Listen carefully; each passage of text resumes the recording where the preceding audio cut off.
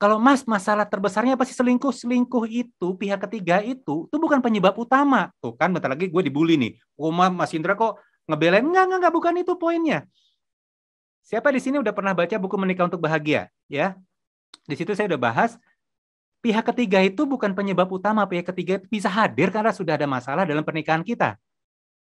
Oke, jadi saya pengen ngajak parents malam hari ini untuk bisa melihat hal-hal apa sih yang kelihatan sepele tapi tanpa disadari bisa membawa kehancuran dalam kehidupan pernikahan kita. Yang pertama, ngaku. Siapa yang masih begini? Ngambek ini bisa jadi sebuah pembunuh berdarah dingin karena kita yang melakukan nggak berasa.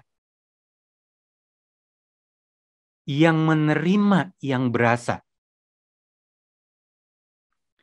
Dan kalau ini dilakukan terus-menerus dalam jangka panjang, lama-lama, ya, lama-lama, yes, thank you Mbak Nay, lama-lama akan terjadi degradasi, penurunan dari yang namanya rasa oleh pasangan. Dan itu racun-racunnya itu terus dilemparin pelan-pelan gitu loh. Ngambek sekali mungkin pasangan masih tahan. Ngambek lagi mungkin masih tahan. Semua hal yang akan saya sampaikan di sini semua punya pembenarannya. Sepertinya ini, apakah kita mau sibuk melakukan pembenaran atau kita mencari hal yang benar, mau yang mana gitu loh. Semua pasti punya alasan kenapa melakukan ini, kenapa melakukan itu. Kenapa silent treatment ini menjadi silent killer? Menjadi apa ya? Sebuah senjata mematikan. Teman-teman, parent semua, perkenalkan nama saya Indra Noveldi. Dulu saya adalah pakarnya untuk melakukan silent treatment. Jadi yang ngomong ini bukan cuma tahu teori, ini pelaku utama dulu. Ya Kak, saya tuh kalau marah tuh bukan ngomel-ngomel nyerocos enggak, saya diam. Kalau lagi marah, lagi kesel tuh diam, enggak lama sih, 2 minggu, 3 minggu diemnya. Kebayang nggak? Langsung ada yang tepok jidat, buset lama banget Mas. Iya, saya kalau lagi ngasih silent treatment itu bisa 2 minggu, 3 minggu, dan saya sangat ahli dalam melakukannya. Saya melakukan sedemikian rupa sehingga suasana dingin, mencekam itu terjadi di rumah. Oke, tujuannya apa? Semoga dia paham. Kira-kira tujuan tadi tercapai nggak, teman-teman semua? Semoga dia bisa introspeksi. Bisa tercapai? Semoga dia mau minta maaf. Malah tambah diam semua. Lah itu dia. Malah tambah aneh suasananya. Tapi lihatlah, tanpa disadari, mungkin tanpa kita niatkan, niat awalnya kita itu apa bisa diterjemahkan beda.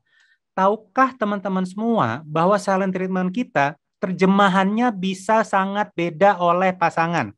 Apa kabarnya kalau kebetulan punya pasangan yang punya luka batin? Terus kita diemin. Dia merasa dirinya dulu bukan siapa-siapa, nggak merasa berharga, terus kita diemin. Semakin kita melihat dia ngelihat kita sebagai orang yang tidak menghargai dia, nggak nganggep dia. Gimana kalau yang satu diem men-silent treatment terus kita bales? Minimal ada satu pihak yang mau break the silence. Dan waktu breaking the silence, buang jauh-jauh, gue lagi ngalah. Mindset yang perlu dimasukkan ke dalam diri kita saat kita breaking the silence adalah minimal ada satu pihak yang mau tumbuh dewasa lebih dahulu dibandingkan yang lain. Bayang ya, solusinya sederhana, prakteknya sungguh tidak mudah. Kan lagi bete, kan lagi kesal. Gimana ngerubah setelan muka, energi, body language kita yang tadinya masih kenceng, terus kita berusaha breaking the silence. Dan waktu breaking the silence, hati-hati. Nih ya, para pembunuh berdarah dingin, kadang-kadang waktu breaking the silence nanyanya kayak gini. Mas, masalah kamu apa sih? Kok diemin aku? Itu kira-kira breaking the silence atau nyiramin bensin? Jadi kalau kita mau breaking the silence, kita perlu banget tahu caranya. Oke, saya akan kasih bocoran gimana cara breaking the silence. Ambil jalur melingkar. Jangan direct. Breaking the silence adalah breaking the ice. Ngomongin topik-topik yang nggak ada hubungannya dengan penyebab dari kita diem-dieman kemarin. Misalnya nih, lagi rame apa sekarang topik hari ini? Apa sih? Siapa yang menyimak per dunia beritaan atau per sosmedan? Apa sih yang lagi rame hari ini?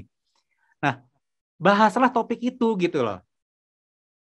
Ya, misalnya suka olahraga, bahas topik olahraga. Atau suka drama Korea, dua-duanya, bahaslah drama Korea. Atau kadang-kadang tetap nggak diwaro, nggak apa-apa. Kalau misalnya udah terlanjur diem-dieman, breaking the silence-nya contoh nih, mau tidur, apa sih? Bagi yang muslim mungkin sebenarnya habis sholat berjamaah, cium tangan pasangan. Ya, atau coba peluk. Bagi yang laki-laki ya coba diusap-usap. That's breaking the silence tanpa harus ngomong dengan direct bahwa kita masih punya masalah. Oke, banyaklah cara-caranya. Intinya jangan masuk straight to the point. Perlu jalan melingkar. Yang tanpa disadari kita suka merendahkan pasangan. Coba saya pengen tanya kepada parents yang sedang menyimak malam hari ini. Kata-kata, kalimat seperti apa sih yang mungkin kita anggap remeh ternyata bermakna merendahkan pasangan kita? Coba, saya pengen ngajak parents untuk sharing. Kira-kira apa? Kamu dari dulu kan, betul. Apalagi? Gak usah, aku juga bisa. Betul, apalagi? Ah, gitu aja. Ini yang paling sering. Gitu aja nggak bisa sih. Ya, kamu tuh selalu begitu terus. Kayaknya pakar semua nih. Ya, jadi ini kan hal yang kelihatannya sepele. Bener nggak sih? Tapi kebayang nggak kalau ini dilakukan terus-menerus? Padam itu pasangan Anda.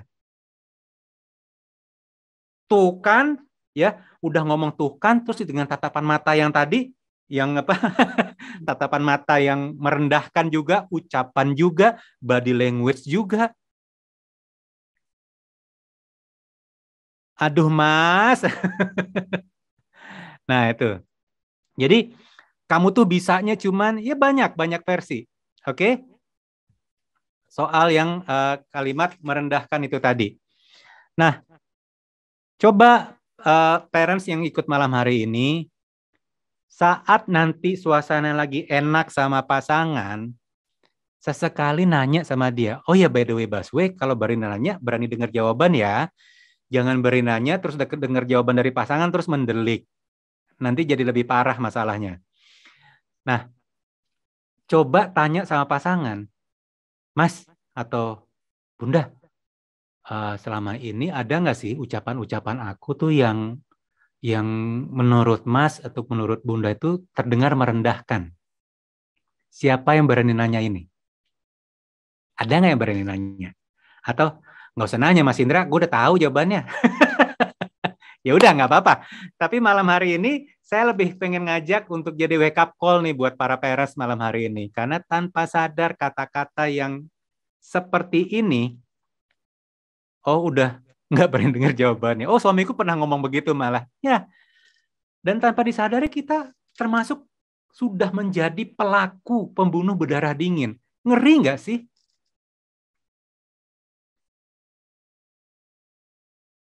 Mungkin saya belum ngomong nih. Kalau perilaku ini terlihat, terdengar oleh anak kita, hati-hati itu terekam di bawah sadar anak kita, hati-hati suatu saat nanti anak kita akan mengulang apa yang orang tuanya lakukan. Basically, nggak ada orang yang suka dikritik. Kadang pasangan pengen solutif aja, padahal pengennya iya. Nah ini juga PR nih antara laki-laki sama perempuan. Ya, cewek pengennya cerita, curhat. Begitu si istri cerita curhat, suami ngerasa dia cerita sama gue, berarti dia minta gue untuk ngasih solusi. Nah, di sini aja kan sudah ada perbedaan yang besar ya. Ini nanti kita bahas di topik yang berbeda. Tapi poinnya adalah teman-teman, para parents perlu ingat bahwa tidak ada orang yang suka dikritik. Berarti kita diemin aja dong, Mas. Nah, ini dia nih. Kita perlu punya cara bagaimana menyampaikan sebuah pesan ya yang mungkin tidak enak tapi yang bersangkutan bisa menerimanya dengan cukup nyaman. Nyaman adalah kata kunci. Nyaman, trust, install. Bagi yang sudah pernah membaca buku Menikah untuk Bahagia, itu saya bahas cukup panjang lebar. Mbak Nucha pasti ingat banget nih tentang nyaman, trust, install. Saat kita mencoba mengingatkan, saya pakai kata yang lebih halus bukan kritik, saat kita mencoba mengingatkan ataupun mengajak, itu sudah di tahap install. Mengajak, mengingatkan, melarang, itu sudah di tahap install. Nah, jangan coba-coba masuk ke tahap install kalau kita sendiri belum mendapatkan trust dari pasangan. Nah, untuk bisa mendapatkan trust, kita perlu membangun rasa nyaman dulu antara kita dengan pasangan. Kebanyakan pasangan lompat di bypass langsung ke fase install. Yang terjadi adalah rejection, yang terjadi adalah penolakan, ketemu tembok. Saat ketemu tembok, terus-menerus berusaha digedor-gedor temboknya, semakin kenceng kritik. Karena ngerasa dia nggak paham nih, aku harus lebih sering ingetin dia. Kebayang apa yang bisa terjadi kalau pola ini dilakukan dalam jangka panjang terus-menerus? Mereka yang hobi ngungkit, itu hobinya ngorek-ngorek. Sampah. Yes, tentunya diungkit-ungkit adalah kesalahan. Ya, aku habis yang diungkit rasanya nggak nyaman. Habis yang diungkit rasanya nggak nyaman, Mas. TP ingat. Iya. Jadi saat kita sedang mengungkit-ngungkit, saya suka ngungkit kalau waktu pacaran mah manis, udah nikah mah ternyata seperti gunung es dingin. Ini Pado ini cewek apa cowok ya? Saya suka ngungkit gini. Saya boleh respon dulu nggak nih? Yang apa sih? Mas Pado tuh Mbak Pado, saya nggak tahu ini. Pokoknya yang nanyanya Pado. Saat sebelum nikah, sepertinya dia mau berjuang buat kita. Lautan kan kuseberangi, gunung pun kan kudaki. Demi yang kusayangi. Dah, ya, asik banget ya. Berarti di mata dia, kita cukup berharga untuk diperjuangkan. Benar nggak? Dia bersikap hangat, bersikap manis. Setelah menikah, kok dia seperti ini, dia tidak mau lagi berjuang buat kita. Berarti jawabannya apa? Di mata dia, kita sudah tidak layak untuk diperjuangkan. Pahit nggak? Nggak enak banget jawabannya ya. Oke, lanjut jelek. Oke deh. Oh, Mbak Pado, saya cewek Mas. Oke. Ya, pahit banget sih Mas. Emang saya ngerasa gitu sih. Nah, ya itulah. Jadi, parents ngungkit ini bukan sebuah tindakan yang bijak. Tapi gimana lagi Mas? Habis dia ngulang kesalahan yang sama. Nah, gimana caranya kita bisa menyampaikan sebuah pesan tidak dengan cara yang mengungkit. Berhentilah membanding-bandingkan. Tanpa disadari kita suka banding-bandingin pasangan kita dengan orang lain. Dengan keluarga dekat kita, bandingkan pasangan kita dengan teman kita. Yang lebih parah adalah bandingin dengan aktor drama Korea. Kenapa sih kamu nggak bisa romantis kayak yang ada di film-film ini gitu?